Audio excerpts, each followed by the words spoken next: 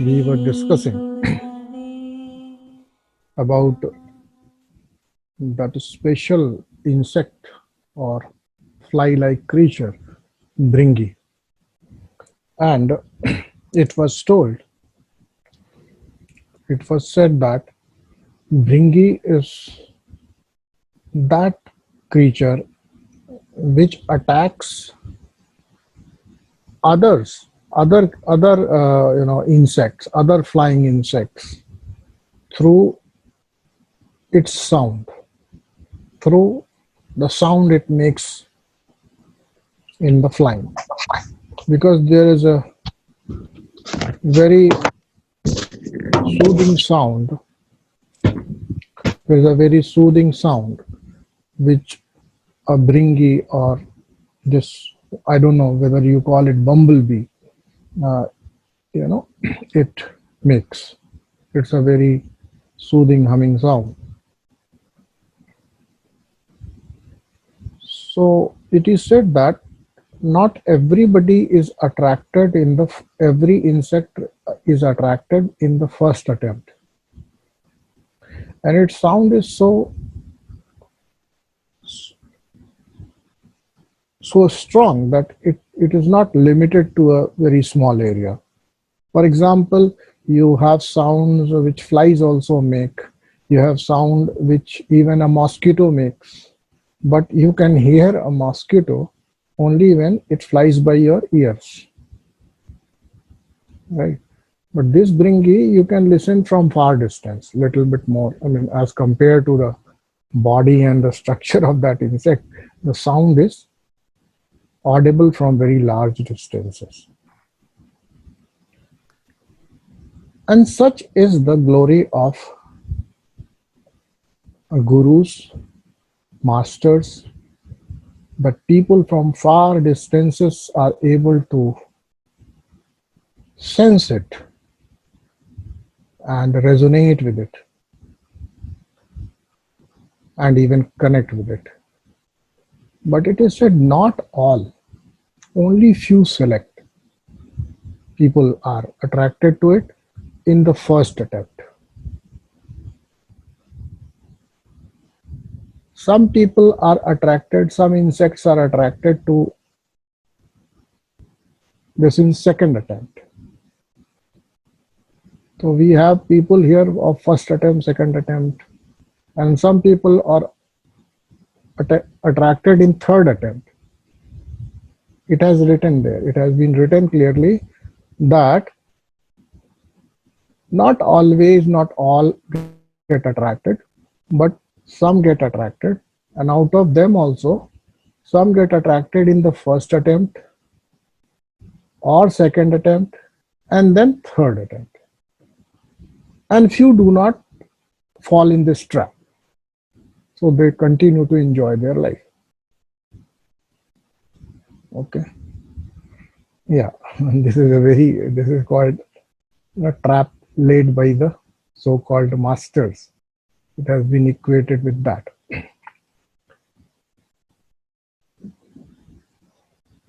Now this is something which you need to understand, why he is talking of 3 attempts and why something like this has to happen in anybody's life.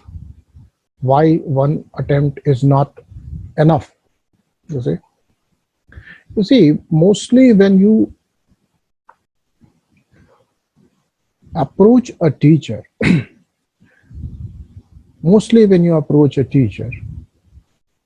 you are judging at the level of the appearance. This is first attempt. Okay. You may reject a person then and there. Maybe this first attempt fails, right? This level of physical appearance, this physical disguise, or the social background, or the kind of life he lives, the kind of car he drives, the kind of company he keeps, the kind of clothes he wears, and all that. It may not influence you probably with the first attempt. Maybe from the first attempt itself you become attracted. It's okay, but you need to become attracted even in the second attempt, in the third attempt. You can understand that one who has been attracted in the first attempt will be having option of getting attracted to further attempts. You see, if you outrightly reject a person based on his looks, his social background, his way of appearance, his life conduct, etc., then you will not be attracted at all. You will not have the chance, probably so intensely, of the second and third attempts. And what is this second attempt? Maybe somewhat don't like it, don't actually get fascinated by the looks, you know, and still want to give it a more try. You go and hear him. You listen to him. This is the second attempt. Is it? But sometimes what happens, you want to listen to certain particular things. You want to be comforted. You want to be, attended to. You have your own agenda. You have your own issues. You want those things to be resolved. Correct. So it may happen so that in this attempt also you drop this idea. No, not worth connecting. I have listened to him. Many people can speak much more better than him. This also happens, and I'll tell you, this is where most of people get stuck up. And the third attempt is when you are being impacted by the presence of a teacher. Now, this presence is the third and final attempt. If the presence also does not influence you, then nothing can influence you. You are not that stuff who will ever be interested in a spiritual journey, or even if you so-called pursue it, it will be only at the level of body and mind, because you do not have that capacity of recognition. What it does to be in the company or a contact or in the thoughts of such a teacher. You see, you being in thoughts of such a teacher is also a great blessing.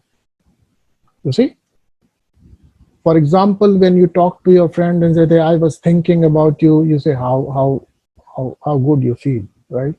So ordinary people also, if you take it that way, so when such teachers come in your life, and if they keep you or even remember you for some time, it's a great blessing, because in those times they are actually working with us. See, wherever the attention goes, wherever their energy goes, it is a kind of attack, Bringi attack. And what Bringi does?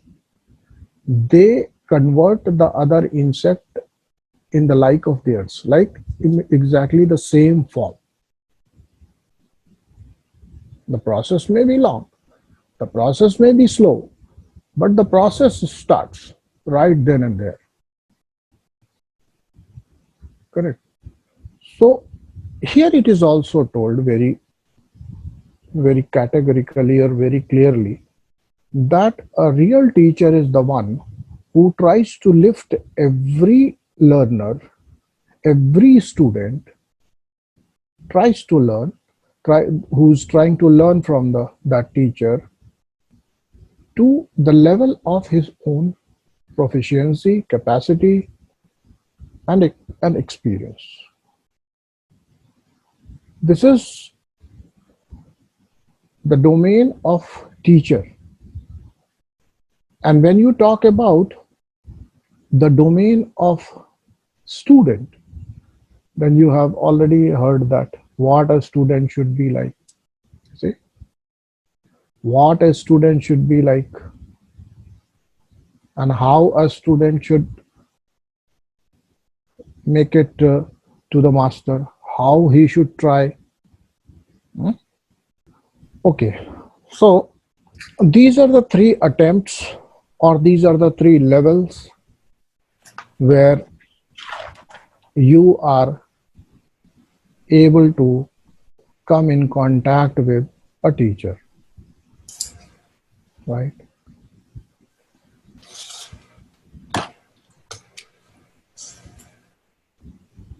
Further, if it is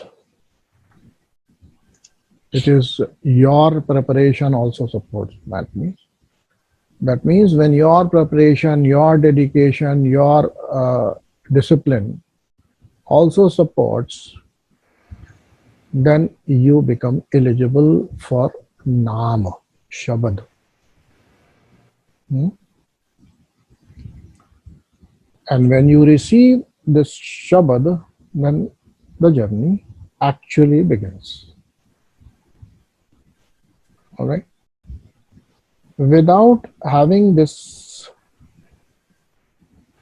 exchange of this particular energy, Shabad, or what we call mantra in our terminology, the real connect has not happened. Okay. So the real connect happens when this transaction happens. Guru or teacher becomes pleased, and he or she offers certain words which run through the stream of a stream of masters. These are the words which come through lineages. They're not just created. These are the basic exchanges which happen in teacher-student, basic exchanges. And as much as is your attraction, as much as is your connect, the connect has to be there. And this connect has to at least begin when you have a look at a person. This mostly it does so. Just take the example of Swami Vivekananda. What he would have seen? Nothing, just the body. He was not sure of the spiritual prowess of the person. He was not sure whether he will be able to, give him this experience. But he still hang on, he just stood by there. For not 1 year, 2 years, 6 years, he continued to be there. That simply means even in the looks, sometimes the one who is capable will be able to sense even through looks. This is what it is. It's not everybody. That means the first attempt is like when you connect, you generally, if there is some spiritual current inside you, when you are sensitive enough, at least mildly, even then, you will have this feeling that I should spend some more time with this person. Right?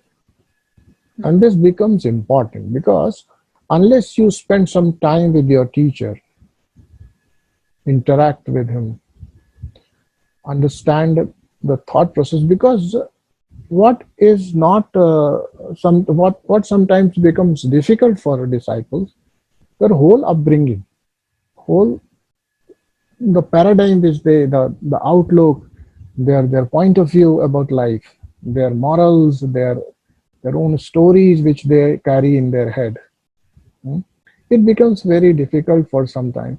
I mean, I'm not saying that there are not many teachers. There may be many teachers even now, but not everybody will be able to connect to every teacher.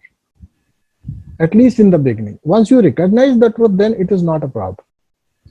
You can comfortably connect. You can comfortably connect with any of these teachers whom you in the first place rejected, and if there is substance in them.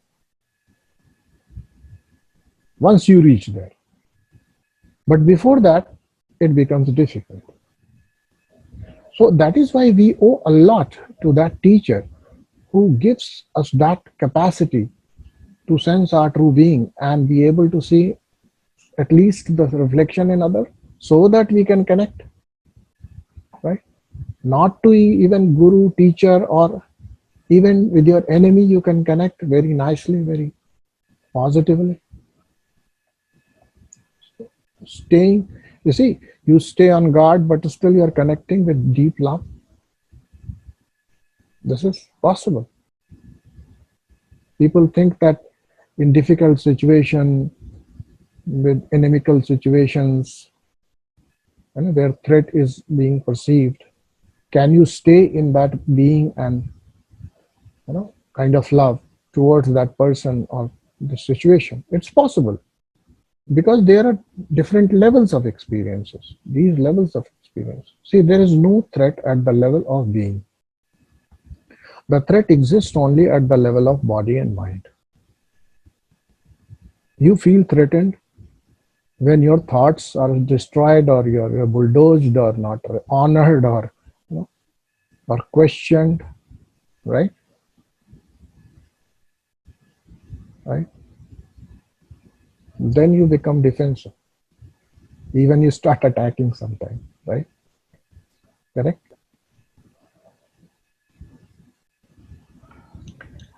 And second is, then of course those physical grasp, and as somebody whom if you approach somebody and he starts to chase you with the sword in his hand, of course you're threatened. Right? So both ways. In your thinking, you're offended. Physically also you're offended. You want to save that. These two things try to save themselves. Body has been programmed for it. Even if you don't want to save, it will save itself. And it will save much more better than what you can manage through your application of mind. You see. Why? Because when you know more, and nobody knows everything about body. You have only little knowledge about it, because you cannot perceive that different atoms come together and become a body, functional body, giving you a sense of this world and even a sense of your own self, the world, intelligence, everything, and only three particles coming together. This cannot be perceived. You may try to understand organ by organ, tissue by tissue, cell by cell, but just go deeper and you'll say, how did that happen? How did this body come into existence? How everything I consume becomes different things. Saptadhatu. Didn't I say that some Italian actress said that the secret of my beauty and body, what I have, is pasta. So this is what. So the pasta becomes everything. Right. Of course, I mean, for you it may be banana, for somebody else it may be sambar rice, somebody else it may fish curry or something else. But everything becomes your body, different organs. This is very fascinating. Yeah. And beyond your capacity to know the secret. And therefore, the body functions by itself. It is able to save itself. It is able to heal itself only if you don't interfere in it. It will heal itself better. Correct? In the same way, you can easily ascend the chakras. You can easily awaken your kundalini. You can easily improve upon your higher faculties. You can ignite different capacities only if you don't apply your mind. Just be available to the practice. Don't think about it. Don't see. There are two ways when we say visualization. Visualization is for those whose mind is not able to sit idle. For such people, you give something to do. You do, okay, you think, but think something like this. This is visualization. So this is what Kabir is telling. I'm not telling. Don't think that I'm making up things for you. This is what Kabir says. There are three levels, there are three attempts, there are three ways in which you are influenced, attracted, and get connected to the teacher. But the most important level is the presence level of presence. Because the presence is unlimited, boundaryless, right? Second highest level, if we say, it is at the level of words, speech. Okay, it is at the level of speech.